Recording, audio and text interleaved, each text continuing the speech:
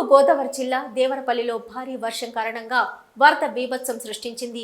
అల్పపీడన ప్రభావంతో కురుస్తున్న భారీ వర్షాల కారణంగా దేవరపల్లి మండలం చుట్టుపక్కల ఉన్న వాగులు పొంగి ప్రవహిస్తున్నాయి. దేవరపల్లి గ్రామం మీదుగా ప్రవహించే యాదవోలు వాగు గ్రామంలో భారీగా వచ్చి నీరు చేరడంతో గ్రామంలోని పలు ప్రాంతాలు వరద ముప్పుకు గురయ్యాయి. గ్రామాల్లోని అనేక వీధుల్లో ఇళ్లలోకి నీరు చేరింది. అయినా వర్షం ఆగకపోవడంతో వరద ఉధృతి పెరిగి కొవ్వూరు గొంతులను రహదారిపైకి వరద నీరు చేరింది. దీంతో ఈ రహదారిపై రాకపోకలకు అంతరాయం కలిగింది. అదేవిధంగా ఈ రహదారిని ఆనుకొని ఉన్న స్టేట్ బ్యాంక్ ఆఫ్ ఇండియా బ్రాంచ్లోకి భారీగా వరద నీరు చేరింది. దీంతో బ్యాంక్ అధికారులు బ్యాంకు డోర్లను మూసివేసి బ్యాంకు వద్దకు వచ్చిన కస్టమర్లను వెనక్కి పంపించారు. అదేవిధంగా మండలంలోని యాదవోలు గ్రామంలో హైస్కూల్ సమీపంలో వాగు ఉధృతంగా ప్రవహించడంతో ముందు జాగ్రత్తగా పాఠశాలకు సెలవు ప్రకటించారు. పాఠశాలకు హాజరైన విద్యార్థులను అక్కడి నుంచి పంపించివేశారు.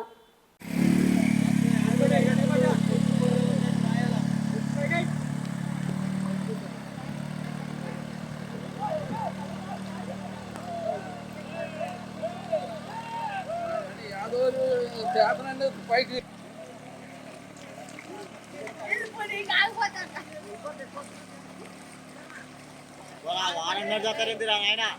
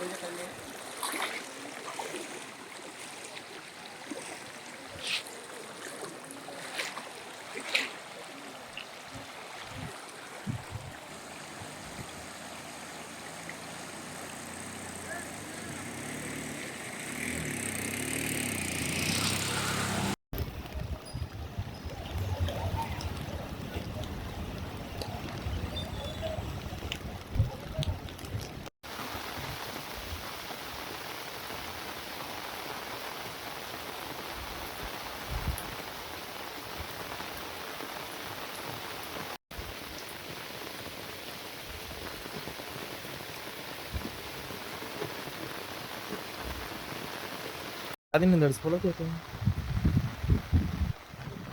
అక్కడ మైదానం ఉందా అంబేద్కర్ మనం మీ సేవ ఉండి తాగితే అక్కడ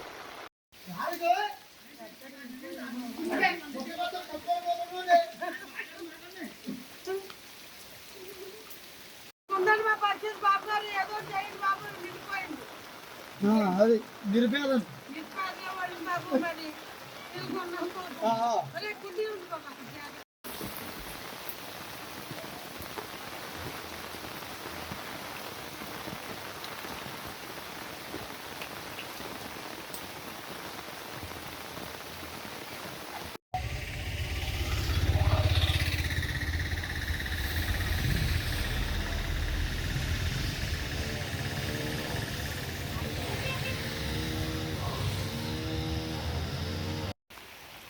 చాలా ఉంది.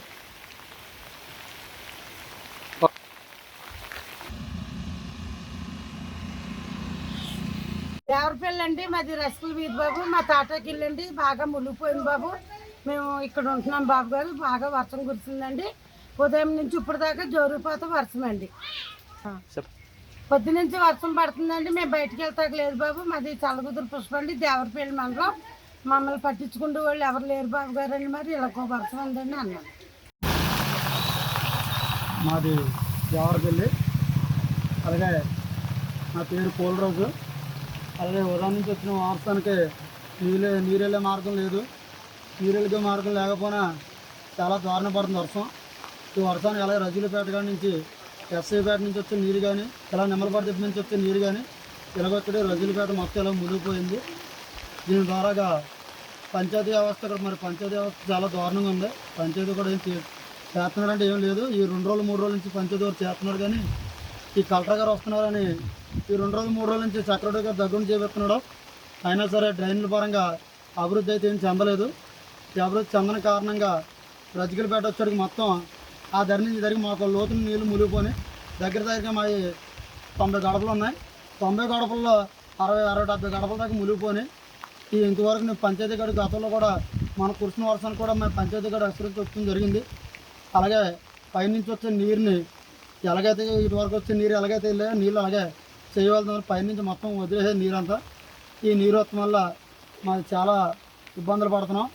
ఈ మొత్తం ఈ డ్రైనేజీ నీరు అంతా కూడా ఇళ్లలోకి వచ్చేసి ఈ దోమలతో చాలా బాధపడుతున్నాం. ఇక్కడ ఎలాగొచ్చిన మా రజగిలి ఒకటే చాలా దారుణంగా మునిగిపోతుంది.